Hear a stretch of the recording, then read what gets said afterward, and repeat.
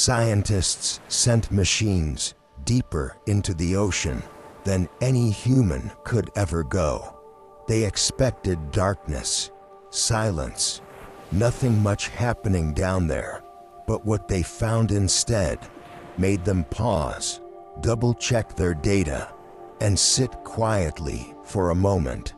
Because whatever lives in Earth's deepest abyss wasn't supposed to be there. Tonight, we're drifting down to that place.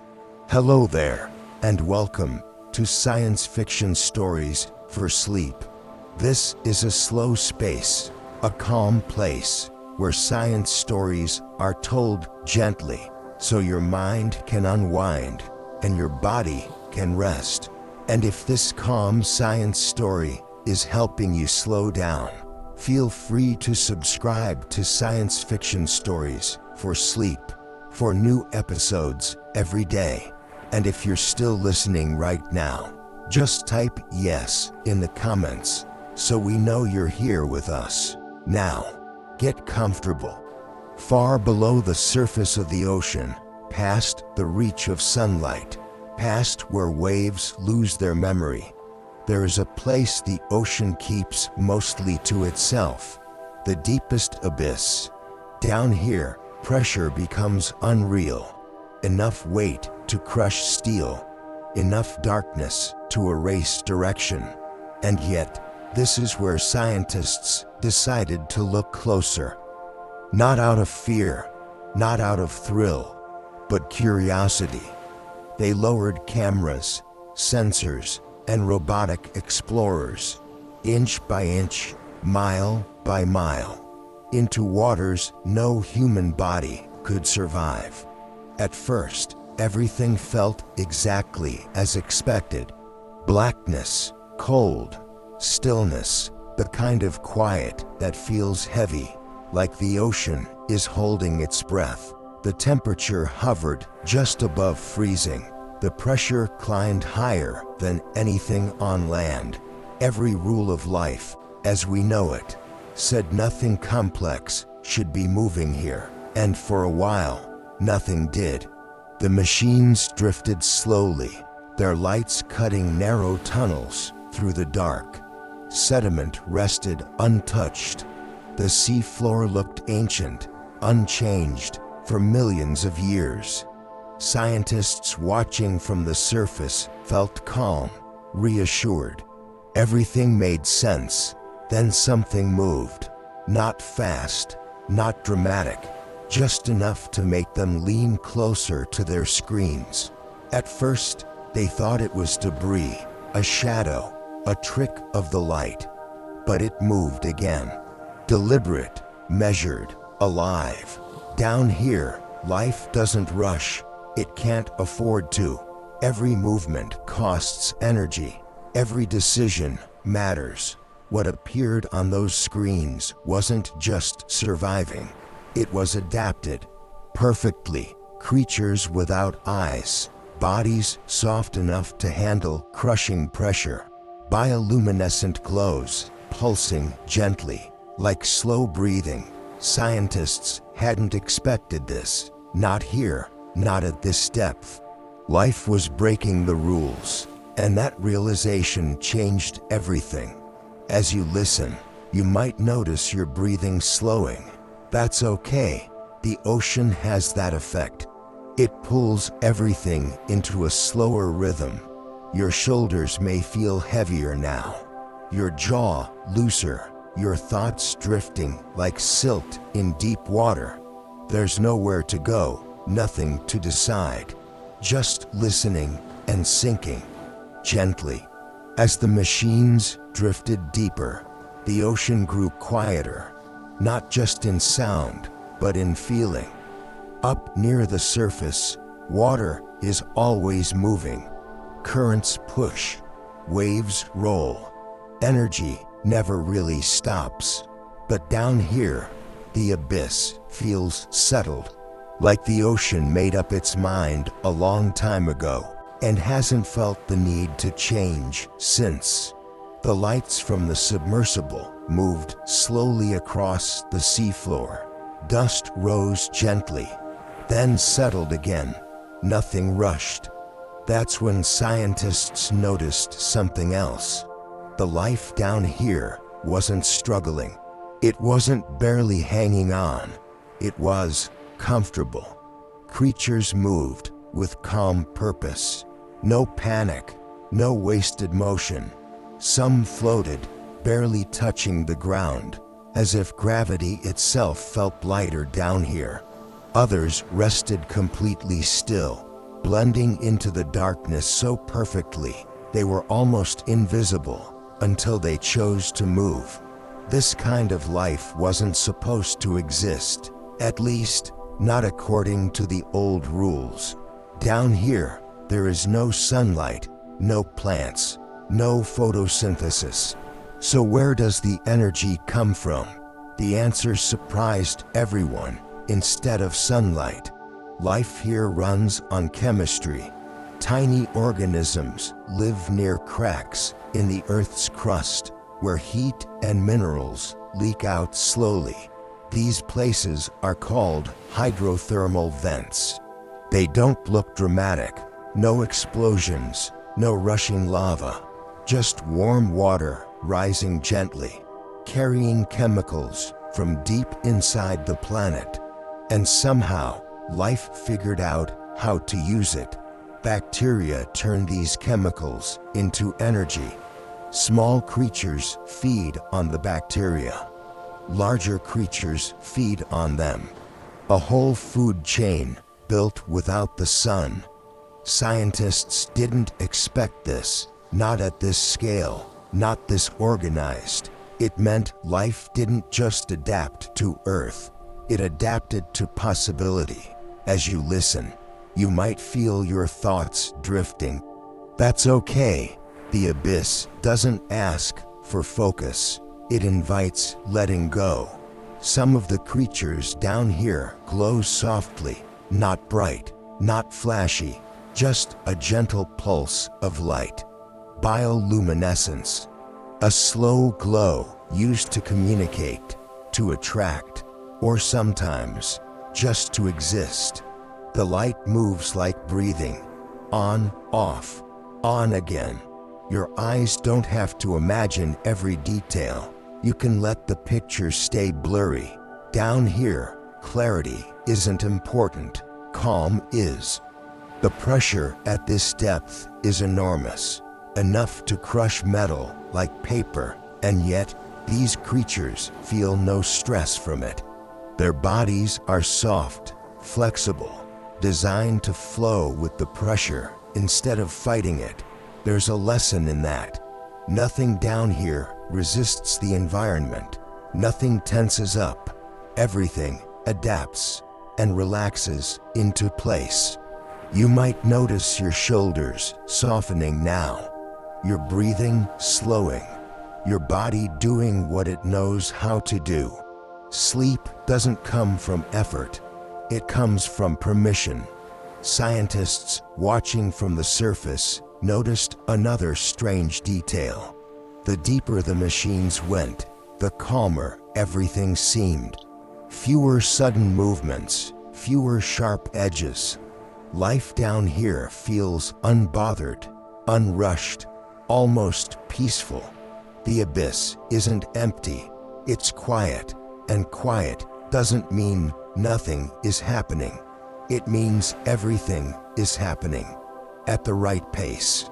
As minutes passed, the submersible drifted sideways, letting the current carry it gently.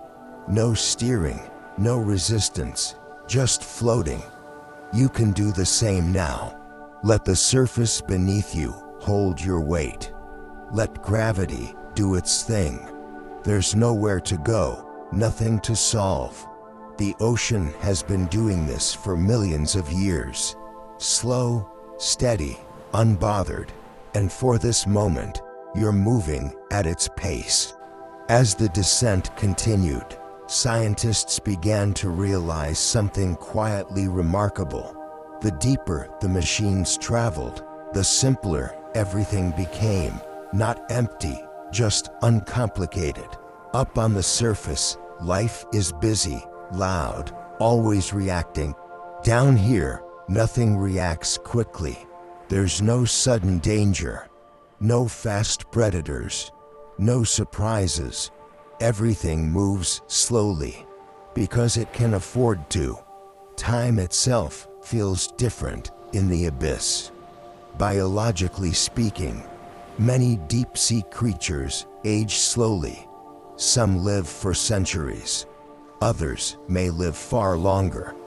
With limited energy, their bodies learned to conserve. No rush, no stress. The pressure down here is intense, but pressure doesn't have to mean discomfort. Pressure only hurts when something resists it. These creatures don't resist. They're built to flow with it. Soft tissues, flexible forms, no rigid structures to break. Scientists watching the data noticed how stable everything was. Temperature barely changes. Currents are gentle. Light is constant or constantly absent. And the human brain loves stability. Your nervous system relaxes when it senses predictability. No sudden sounds, no flashing lights, no sharp changes. That's one reason the deep ocean feels calming, even when we only imagine it. Your breathing might be slower now. That's normal. Your brain is picking up on the rhythm. Down here, sound doesn't travel the same way. Water absorbs it, softens it. Any noise fades quickly, leaving behind the heavy quiet, the kind of quiet that feels full, not empty. Scientists noticed something else unexpected. Even in total darkness, life follows cycles, not day and night, but feeding cycles, movement cycles, rest cycles. Life still needs rhythm, just like you do. Your body knows when it's time to slow down, even without clocks, even without light. That's your internal rhythm at work, deep in the brain. Structures like the hypothalamus quietly manage sleep, temperature, and hormones. When stimulation drops, melatonin rises, and rest begins to feel natural.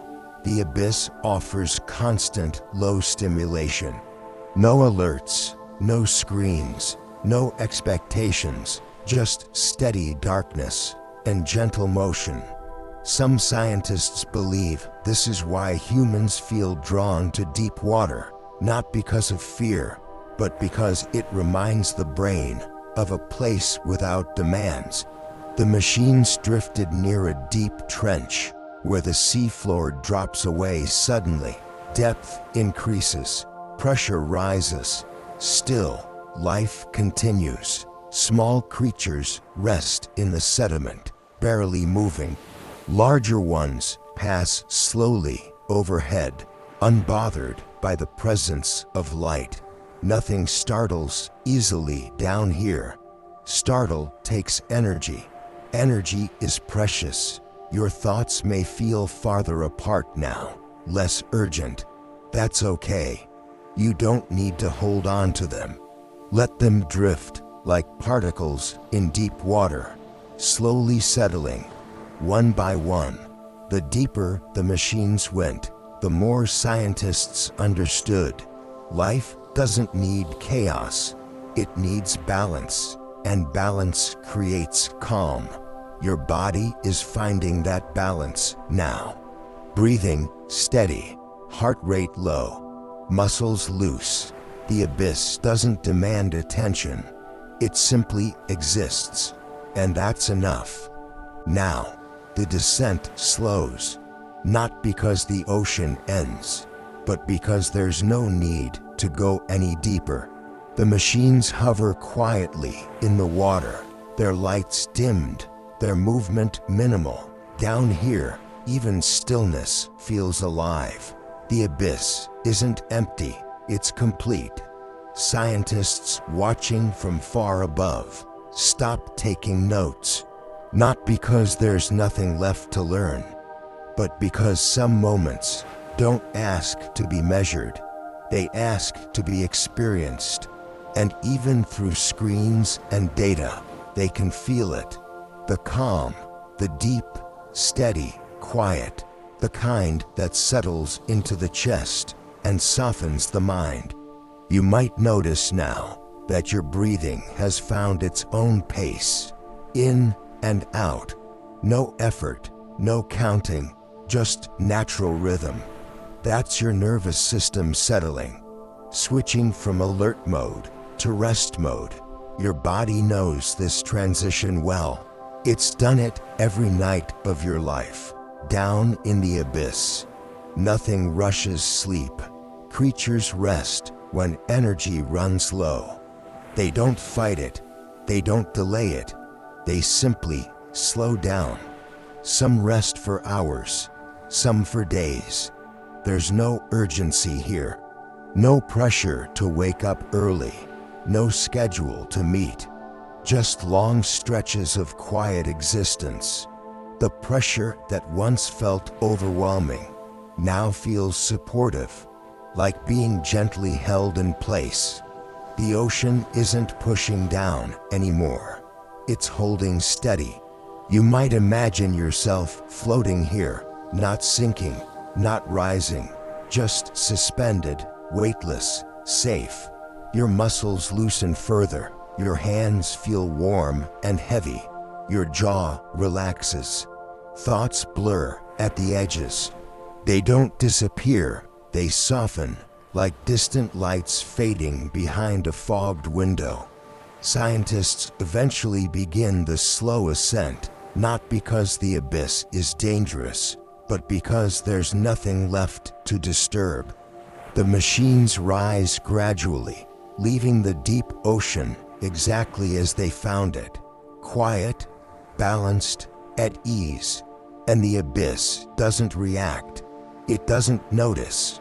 It continues on, patient, unchanged. That's the kind of peace that lasts. You don't need to follow the machines upward. You can stay here, in this calm place, where nothing asks anything of you. Sleep doesn't arrive all at once. It drifts in, like sediment settling after a long pause. Moments stretch, time feels wider. Your awareness gently loosens its grip, and that's okay. There's nothing else to listen for, nothing else to understand. Just this quiet, just this calm. Like the deepest part of the ocean, your mind is allowed to rest, without explanation. And when sleep comes, softly, naturally, without effort, this story will already be fading, like light disappearing into deep water, until there's only rest and nothing more to do.